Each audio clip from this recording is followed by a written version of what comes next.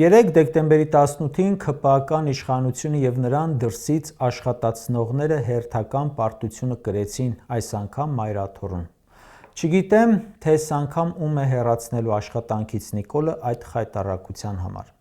Տեղեկություններ շրջանառվեցին, որ Էջմիածնին մոտ համայնքների դպրոցների, մանկապարտեզների տնօրեններին հրահանգվել էր մասնակցել հակաեկեղեցական 10 եպիսկոպոսների շոուին, որով իբր պարտադրելու էին կաթողիկոսին հրաժարական։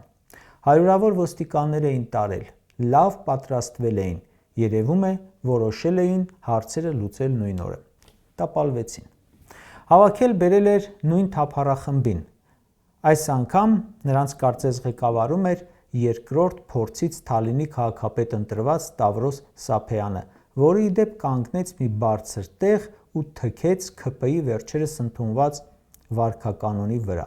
Այդ մարդը հայհոյում էր, վիրավորում էր, չնայած որ իրենց կանոնագրքում են գրել ոչ միայն չհայհոյելու մասին, այլև անգամ հայհոյանքին հայհոյանքով չպատասխանելու մասին։